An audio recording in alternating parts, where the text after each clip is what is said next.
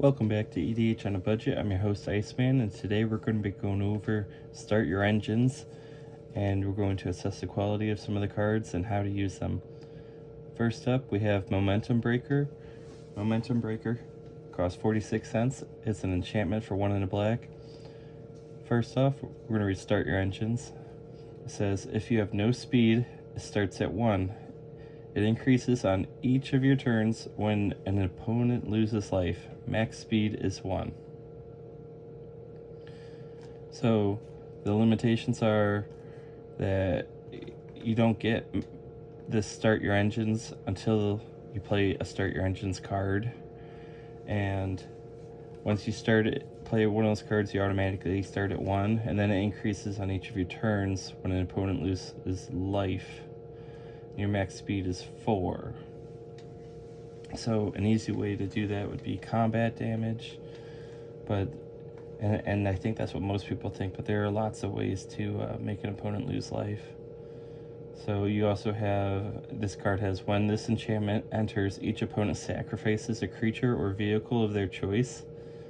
For 2 mana, that's pretty good. Most budget edict effects are 3 mana. And yes, they get to choose, but bottom line is they're going to have less blockers. And it says for each opponent who can't discards a card. So, unlike most edict effects, if they don't have any creatures, there's still a downside of they're going to lose a card now if they have a card. If they have no creatures, vehicles, or cards, they're not a threat. It doesn't matter that it did nothing to them. And the last part of this card says pay 2, sacrifice this enchantment, you gain life equal to your speed. So that's not going to be really high since max speed is 4, but you never know when you might need to gain life, and this could go into life gain decks, I suppose, since you can gain life at instant speed with this. And it doesn't have to be combat damage, it's just when an opponent loses life on your turn. So when I see this, I think aristocrat decks, because it is so easy for them to make opponents lose life on their turn, or anybody's turn, that it doesn't even matter if they have blockers, because you're just going to sacrifice this, make them lose life, and you're easily going to get max speed. So this is a card that you could play on its own, or with other Start Your Engine cards, but you definitely do not need other Start Your Engine cards to play this card. This could be a standalone card. You could have no other Start Your Engine cards in your deck, and this card would still do great. Another great thing is, even if Momentum Breaker leaves the field, like somebody removes it or you sacrifice it, you will still gain max speed every time you deal, or when you deal damage or the opponent loses life on your turn. It's kind of like the mechanic Ascending. It's something that's like unlocked and just stays on the battlefield. Alright, and next up we have Burnout Bastronaut. This is a creature for 1 red. Costs 45 cents. It's a goblin warrior with 1/1 stats. It says Start Your Engines, and it has pay 2. This creature gets +1/+0 until the end of turn. Not really that important. Max speed is, this creature has Double Strike. So Double Strike, nice, and I guess, but red does have some cards that say whenever you deal combat damage to a player, so this Double Strike would trigger those types of effects twice. Being Menace, he's likely to get through. This would be a Start Your Engines enabler, where if you're playing other Start Your Engines, this is definitely a great card to add. But if you're not playing Start Your Engines, you still might want to add this if you want evasive, cheap creatures that can come down on turn 1 and get some damage in on turn 2. But because it has Menace, you're easily going to be able to get your max speed in the next turn and the next turn, because it's going to be a while before they are able to get 2 blockers up, and they're not going to use removal on this. This is not a must remove threat, so it's just going to be something that accrues value for the max speed mechanic. Next up is Howl Squad Heavy.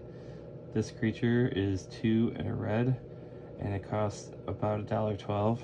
It's a goblin mercenary with 2/3 stats. It says start your engines.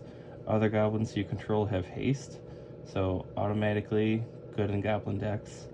At the beginning of combat on your turn, create a 1/1 red goblin creature token. That creature attacks this turn, this combat if able. So automatically token synergy, attacking synergy, just constantly going to create that 1/1 red goblin every turn. And it says max speed, tap, add 1 red for each goblin you control. So yes, this has many goblin benefits, but it doesn't have to only go into goblin decks. That extra goblin created to attack is going to help increase your max speed, because that's going to be another blocker they have to have. So it's just going to be, I think it's going to go up in price, only being $1.12. Next up we have Outpace Oblivion. This is an enchantment for 2 and a red. Outpace Oblivion costs 5 cents, has start your engines. When this enchantment enters, it deals 5 damage to 1 target creature or planeswalker. And then pay 2, sacrifice this enchantment. It deals 2 damage to each player who doesn't have max speed, so it could deal 2 damage to you. But the thing to keep in mind with this is that 5 damage is usually going to be enough to remove most creatures. And you start this card, besides being in combat or non-combat damage decks that care about dealing damage, this card is going to be great for start your engine decks. This is where it's really going to shine, because being able to pay 2 to deal damage to an opponent will make them lose life, and it'll trigger another speed. So you're not always going to be able to attack, but being able to evade their blockers and deal the direct damage is going to increase its speed. Most start your engine cards care about having max speed. Some care about just having any speed. More speed the better. But for the most part, max speed is the best. Also, something to keep in mind with start your engines is that there are some lands, and we'll go over them probably in another video. Next up we have Point the Way, which is super cheap. It's only 7 cents. This enchantment costs 1 green. I love 1-drops. It says to start your engines. Then it says pay 3 and a green, sacrifice this enchantment. Search your library for up to X basic land cards where X is your speed. Put those cards onto the battlefield tapped, then shuffle. So, this is a card that can mana fix you some. It doesn't say of 1 basic land type. You know, you could, if you have a 4-color deck, you could go get 4 basic lands, 1 of each color, and boom, you have all your colors that you need. Yes, this doesn't do anything technically, it just enters and starts your engines, and if it gets removed it does absolutely nothing else. But this is going to be great in enchantment decks, landfall decks, just any green deck. Almost all green decks are going to be combat focused, attacking with creatures, and you're naturally going to increase your max speed anyway. So you have this, not going to ramp you on turn 1, and you do need 4 mana, but it's very possible that when you pay the 3 or 4 mana, you might be doubling your lands, because if you do this on turn 4, which it is possible, perhaps a little tricky, but possible, you could get 4 tap lands, and so it's kind of like mid-game ramp, which I think is a different kind of ramp. There's early game ramp, in my opinion, which tries to push you out on turns 1 and 2, so you can play the 3-drop and 4-drops a turn early. And then I feel like there's mid-game ramp, which is like 4 or 5 mana typically, and it gets you 2 to 4 lands.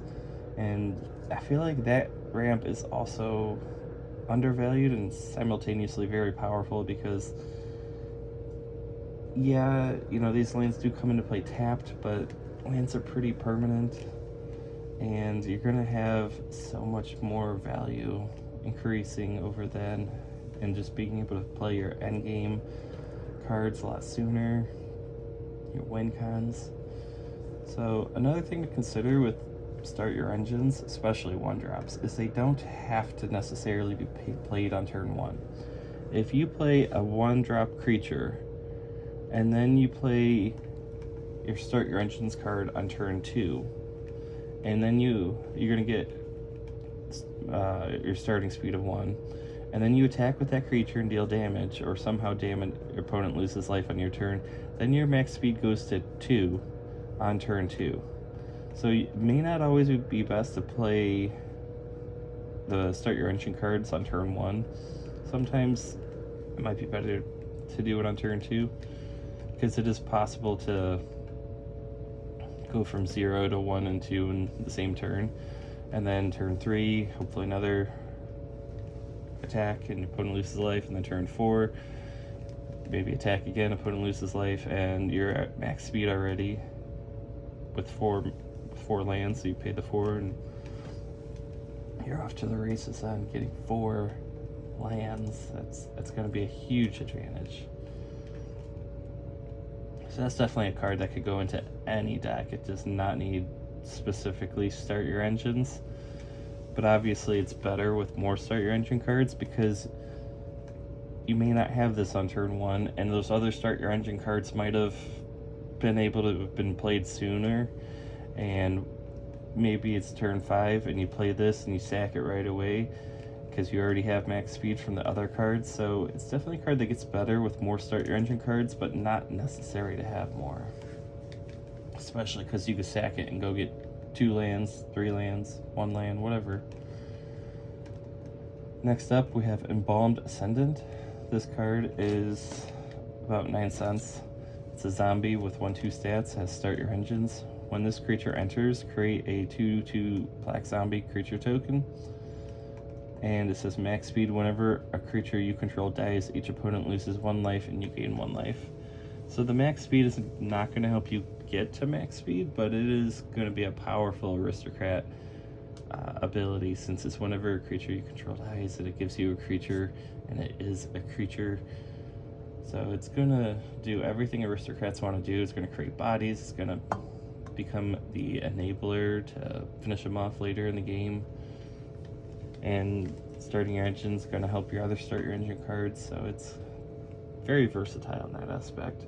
And I do hope you give some of these cards a chance. I know the start your engines mechanic has not been well received, but there's definitely some cards that are just better than what they seem. So thanks for watching.